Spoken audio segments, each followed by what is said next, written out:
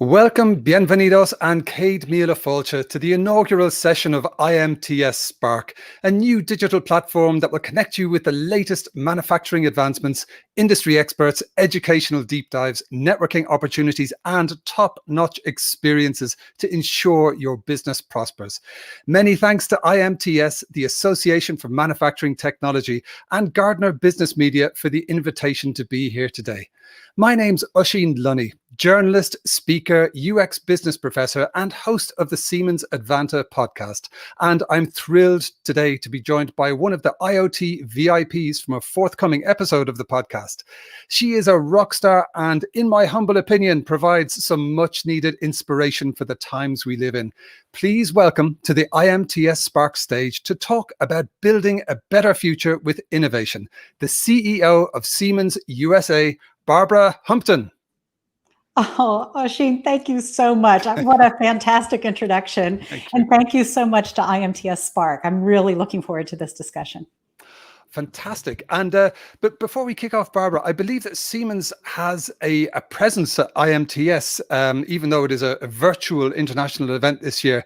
Where should people go to interact with your colleagues at Siemens while they are enjoying the rest of IMTS? Hey, everyone should check out our virtual booth. You'll have a chance to see some fantastic things there. Thank you very much. Awesome. Now, I read somewhere that you originally aimed to be a college professor, which is, of course, a very fine profession.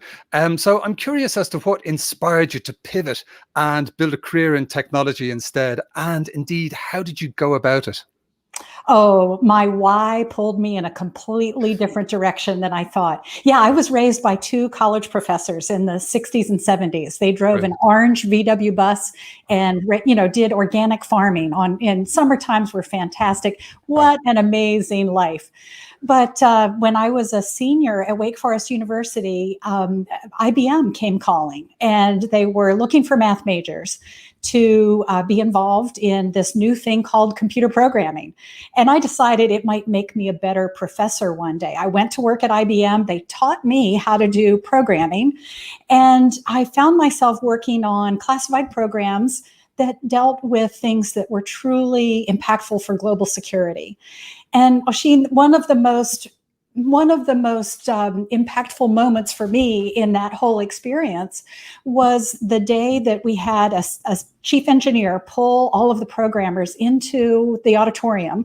And he said, I want to tell you how our software has been used. He said, there was a fighter pilot who went down behind enemy lines. This was in the late 80s, went down behind enemy lines, and we didn't know how to locate him, and we certainly didn't know how to extract him, but our technology was used, and we safely returned him to his family. And he said, the chief engineer then said, and I want you to know that that pilot was my nephew.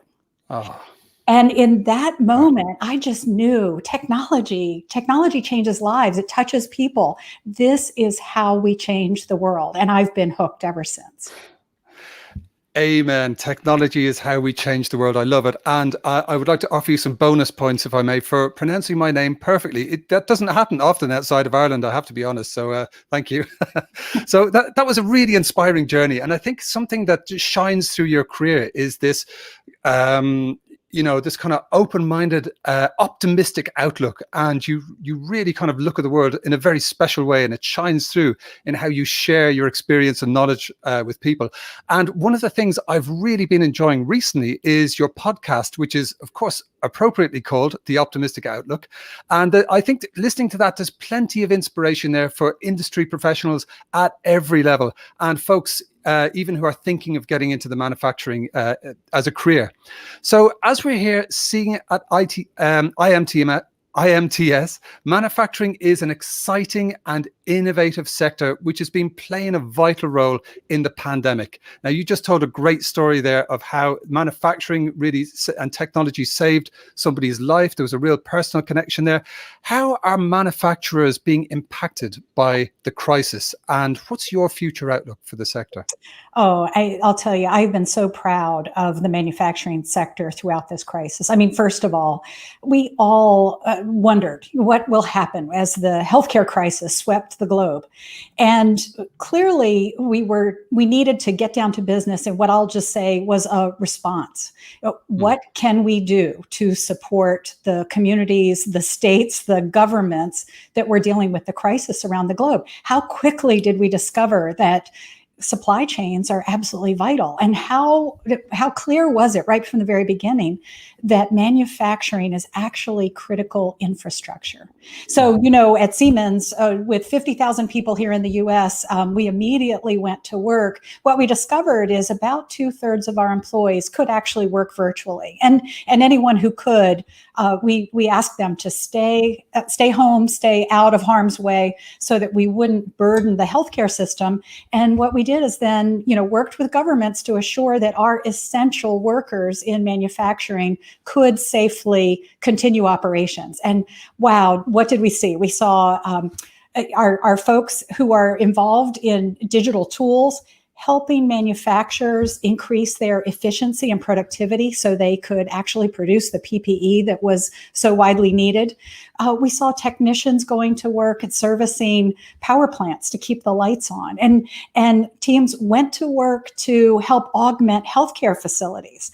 Man, we had teams who got a call from the Army Corps of Engineers. Hey, we need to convert a community center into a healthcare facility.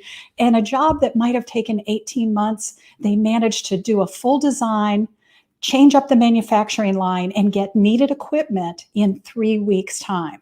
So, what I can say is that manufacturers stand up and respond when the need arises.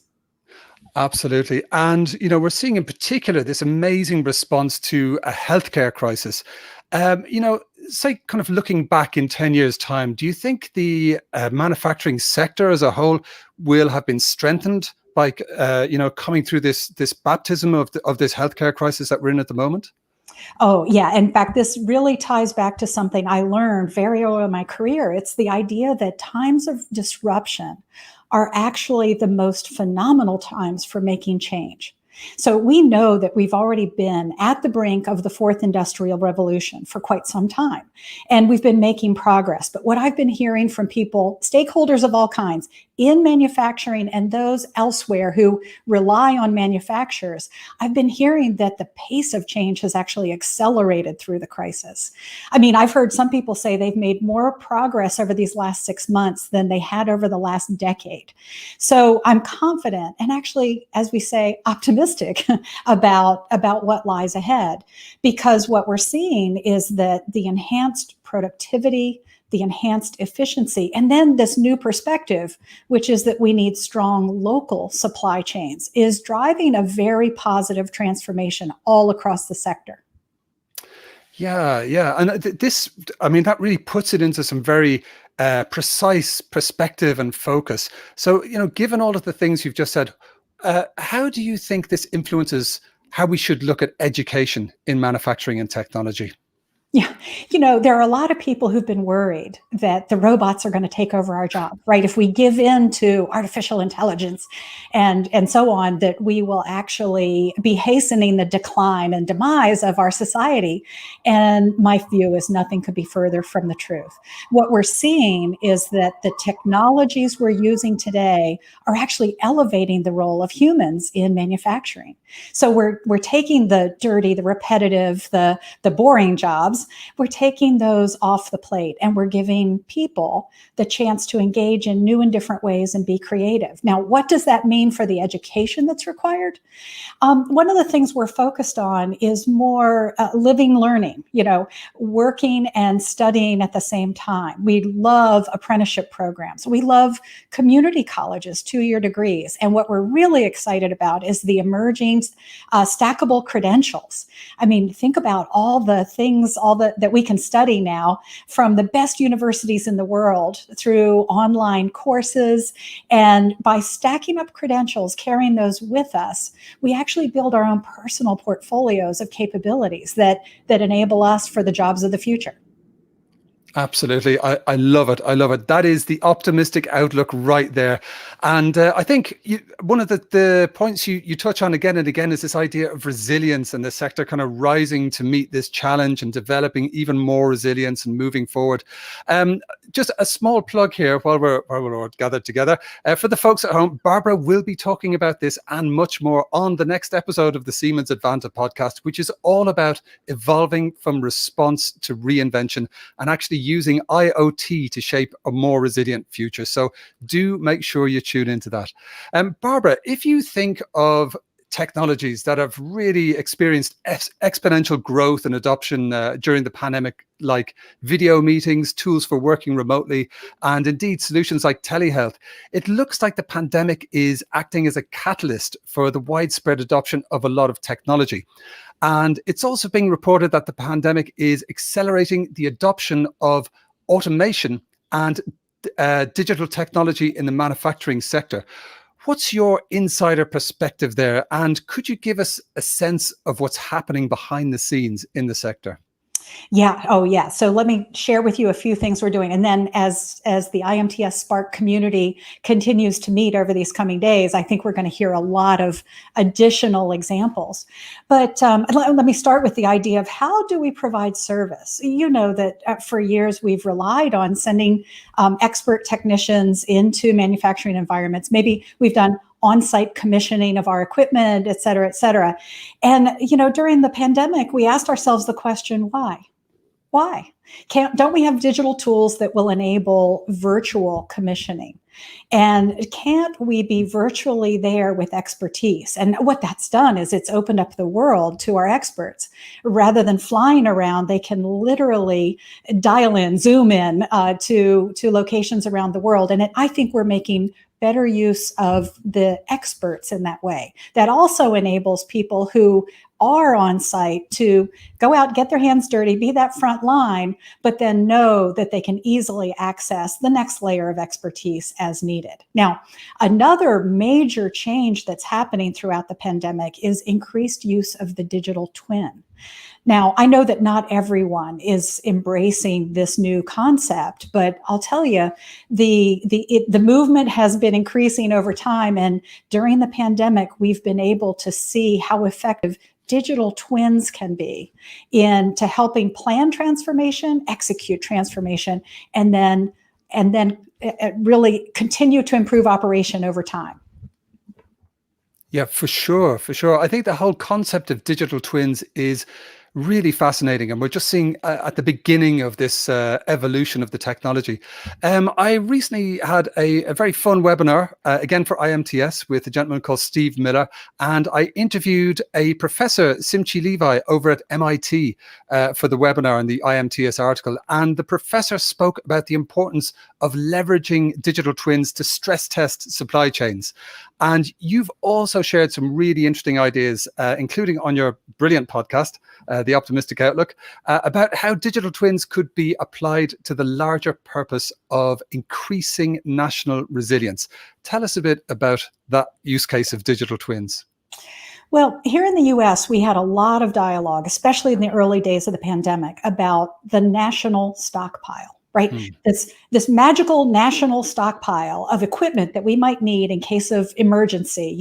We want to go to that stockpile. We want to be able to take equipment, deploy it, and help secure the nation. Well, when you think about it, none of us know what's going to hit us next. Well, is it going to be storms? Is it going to be disease? Well, the answer is yes, yes, and yes. Fires, floods, et cetera.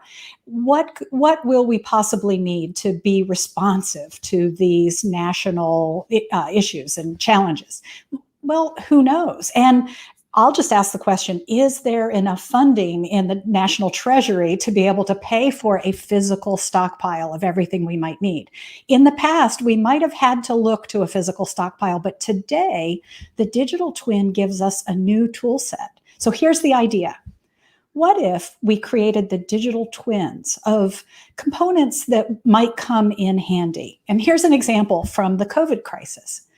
Early on, we thought we would need hundreds of thousands, if not millions, of ventilators. Medtronic, the maker of ventilators, actually partnered up with Siemens to create a digital twin of their ventilator product.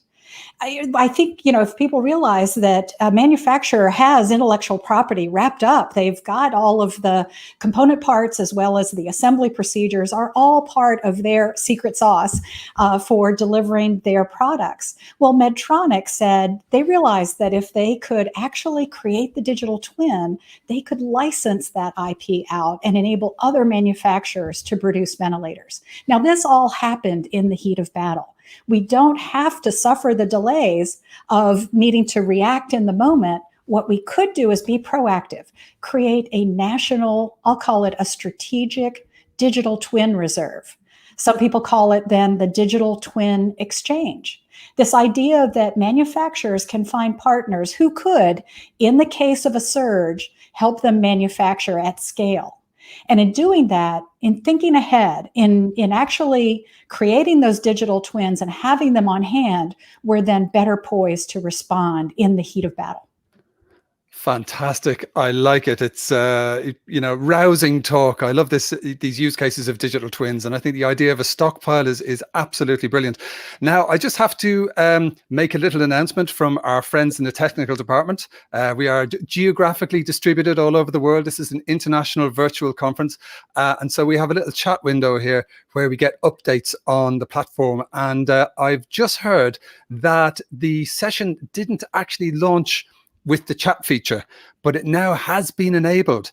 And Barbara is very kindly going to spend some time with us after our chat to answer your questions. So the way that you get those questions to Barbara is to put them into the chat window. And our friend Dixon, who is working behind the scenes up in cyberspace, he will gather the questions together and send them to Barbara and myself. So if you'd like to ask Barbara some questions or see what's happening in the chat window, just refresh your window now, and magically a chat window will appear, and you are very welcome to ask Barbara any questions you like, and Dixon will be gathering the questions and sending them to us so Barbara can tell you everything you needed to know about that question you wanted to ask about manufacturing technology, IoT, digital twins, etc. So if you want to ask a question or join the chat, just refresh your window now. Okay, now Barbara, there was this really interesting analysis. Speaking of COVID and this time of transformation and this time of businesses in many different sectors embracing transformational technology, there was this great statistic from McKinsey that found that e-commerce grew more in the first 90 days in the spring of 2020 than it did in the previous 10 years.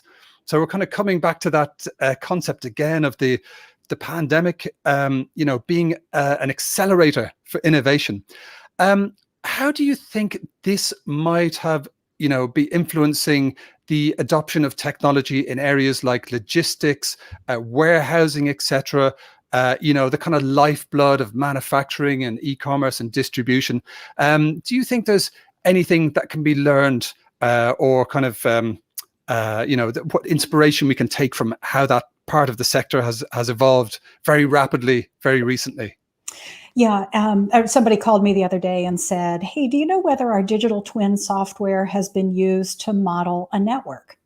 And my answer was, "Hey, let's make a few phone calls, because across Siemens, our software is being used in so many phenomenal ways." And so I think what we're seeing is that the world of logistics is adapting quickly. And I've actually talked to a few grandparents like myself whose children are busy in the logistics sector and have suddenly found themselves to be some of the great frontline heroes of the coronavirus pandemic. But let me switch gears for just a minute and talk about, really, we can look all across the value chain for how these new technologies can enhance our performance. And I'll use an example as simple as CNC machines, right? Siemens supporting machine tool builders all across the country, and frankly, around the world. What we've seen is that as they've adopted the digital twin software, they've been able to first design and virtually test their machines before ever going into production. Once in production, the digital twin keeps the physical and the virtual world linked. They're actually able to get feedback on the performance, make adjustments, and improve the product as they go. So this is a tool set that literally didn't exist a decade ago. And so rather than applying old thinking to the problem we're currently in, we're just suggesting that people ought to take a look and consider using these tools themselves. And in fact, this is one of the things you can see in our virtual booth, and I do hope you'll visit. Wonderful. Yes, folks, please do make sure that you visit the Siemens virtual booth. I've heard there's some fascinating stuff going on there, and maybe you'll see some examples of this amazing new technology in action. I'm curious as to, again, staying with the digital twin for a while, you spoke about how it was kind of optimizing these manufacturing processes and kind of figuring out scenarios and different situations to be dealt with, and building in that resilience because you've covered every angle.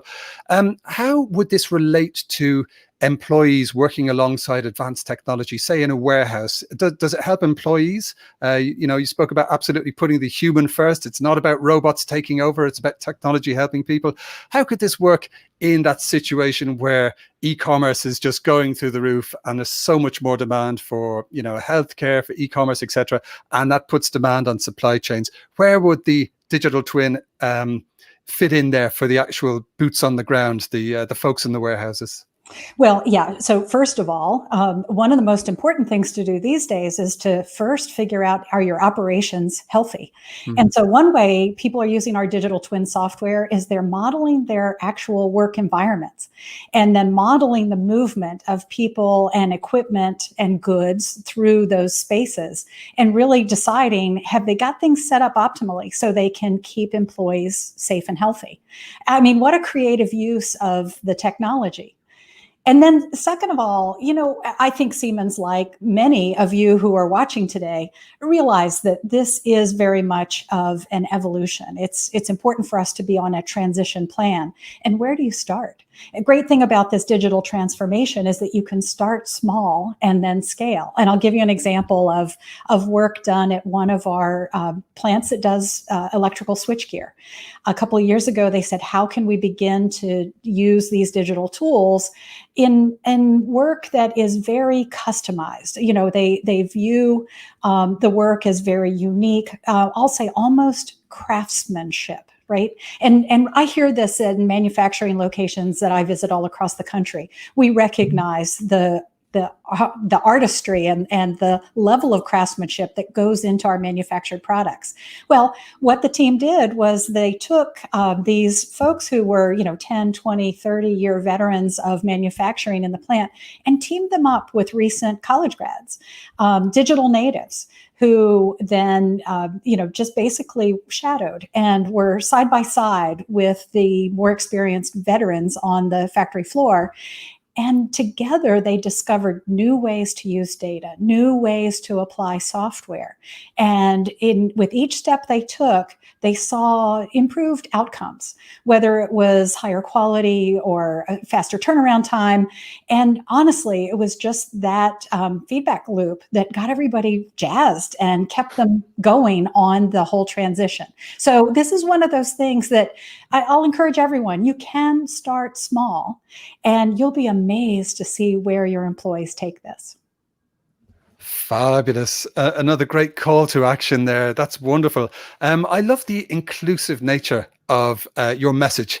And I think it's the kind of message that we need in these current times. It's very inspiring. It really is bringing, new generations on board, bringing people into the manufacturing sector and focusing on that kind of inclusiveness and training and education.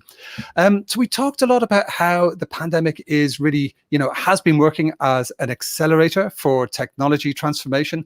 And, again and again, you've made a strong case that this is good for society and it's good for industry.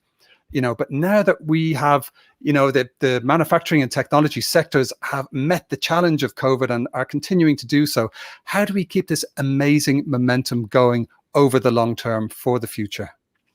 So two concepts that I love to share. One is truly the concept of being anti-fragile. Everybody talks about resilience. Resilience says, hey, I can bounce back. I can be as good as I used to be. Anti-fragile takes it one step further. How do I actually get stronger from disruption? And I won't share much more than that. I'll encourage the audience, just look it up. It's such a cool concept. And if you do a workout in order to build muscle, then you can apply the same thoughts to what you're doing for your business. And I'm out here trying to help more businesses be anti-fragile.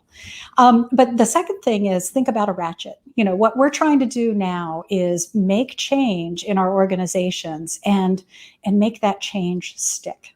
Right. So with every step we take forward, we're trying to either put processes in place or make sure that there are leaders in place to make sure we don't backslide. And typically, what we're finding is people really are embracing these changes. One example is our commitment to this new way of working. Globally, Siemens has committed that for people who can do their jobs virtually, the goal is that they will have only 2 to maybe 3 days a week in the office, and otherwise are working from wherever they feel they're most productive. And for a lot of people, that is traveling somewhere. For other people, it is truly at home. But that kind of flexibility is part of the employment value proposition. And so we have chosen to make that a permanent part of our culture going forward. Fantastic. I love it. And talk to us a bit about, attracting talent and bringing new talent into the manufacturing and technology sector in particular. I've seen you talk about the importance of focusing on diversity, equity, inclusion. Talk to us a bit more about your philosophy and how it's applied at Siemens USA. Yeah. Oh, I'll tell you, this is something that I've talked to Jay Timmons of the National Association of Manufacturers and also to Carolyn Lee at the Manufacturing Institute.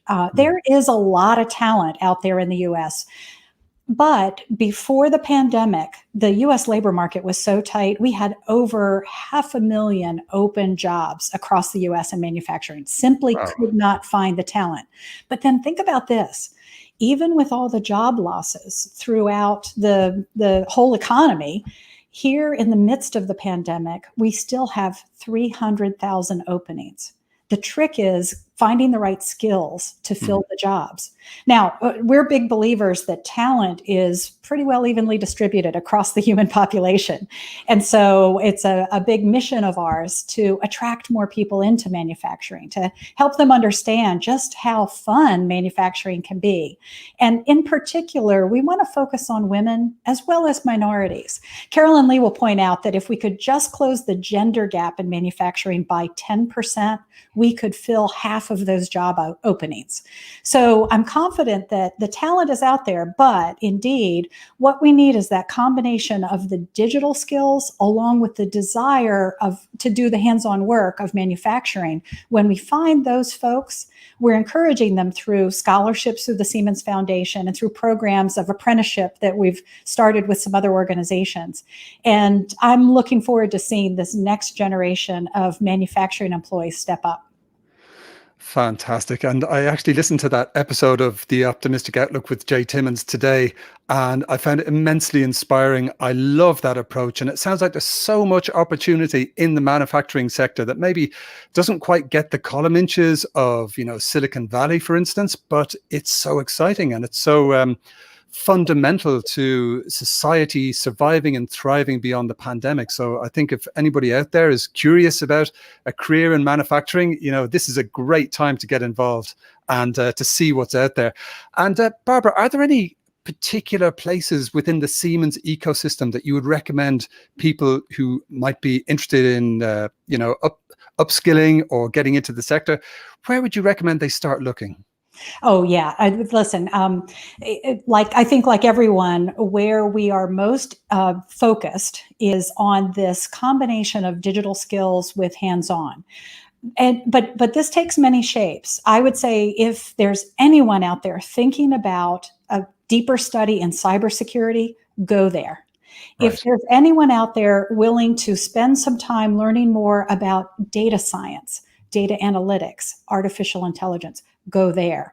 I mean, there are so many branches of exploration in this field, and any one of them can be extremely rewarding. And it's funny because this whole bit about, hey, tech versus say industrial, I think what you're going to see is that Siemens is truly the industrial leader for digital technologies. And I always think back to that movie. Remember the movie Ready Player One? Oh, In Ready sure. Player One, there's that beautiful quote that says, that thing about the real world, it's the only place to get a really good meal. So it's fun to live in the digital world, but even more fun when you turn it into reality and live in the infrastructure that you've created. Sure, absolutely. Yeah. And again, that the pandemic brings it home to us again and again, how much we need manufacturing, resilient supply chains, for a really joined up approach to manufacturing technology, all of these sectors that are helping us survive and thrive into the future. So we do have a bit of time now for some questions from the audience. And our friend Dixon, as I mentioned earlier, is out there in cyberspace, filtering through various feeds and communication channels. And he is very kindly sending over some questions here. So we have a great one here. It says, Barbara touched on the issue of a low threshold for entry into the digital twin arena. Her remark on pairing a veteran with a younger person was insightful. But what does she think about introducing this to small shops, say from 25 to 50 people? Great question. Yeah, great question. And actually, so here's an idea that I've seen crop up around some universities. What if a local university actually decided to basically set up shop in such a way that they could be a hub for digital manufacturing? They could actually house the digital twin software that could serve a community of small businesses in the region, or maybe across a market segment. So this idea of a digital twin foundry, I find fascinating. And I think what you'll find if you do a little bit of looking around at the engineering schools, those are starting to pop up. Hey, listen, you can get in touch with us at Siemens. We'd be happy to pair you up to look for mentors. One other comment is that MXD, the Manufacturing Institute in Chicago, is a great resource to go to when you're looking for access to tools and you're looking for that initial experience to get started. Wonderful. So that was not only a great question, but it also ended in a very generous offer to get in touch with Siemens. So to the person who asked that question, when you approach Siemens, just say that Barbara sent you. And I think you'll get some good cooperation there. So that's been fantastic. Now, is there anything else that you wanted to mention to the IMTS folks or any of the folks tuning in? Obviously, it's to go ahead and meet your colleagues over at the virtual stand at IMTS and to tune into the Optimistic Outlook podcast. Well, certainly do both of those things, but truly make the most of this experience. I realize this is an experience you're used to having in person, and you would, go out and network. You'd have a chance to see things you hadn't been exposed to yet. And a lot of people these days are asking, how do I recreate that experience virtually? Well, I'll challenge you to think of it a little differently. What can you do on this platform that you couldn't possibly do if you were going just to a physical event? And one of the ideas I have is this platform gives you access to materials and insights that will last long past the dates of the actual event. So mark your calendar, take a good close look at your agenda, plan your activities, but remember, you can keep coming back because this is going to be recorded for posterity. This is a great platform for learning. Bravo, bravo. I think that is possibly the perfect way to wrap up our opening keynote interview for IMTS Spark. I think we launched the ship in fine style. Thank you so much, Barbara, for your wonderful insights, your inspiring leadership, and your optimistic outlook.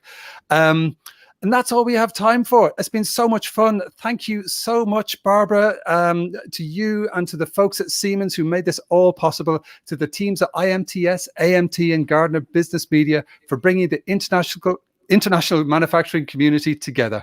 And I think, as Barbara says, it's never been more important than now to have an optimistic outlook.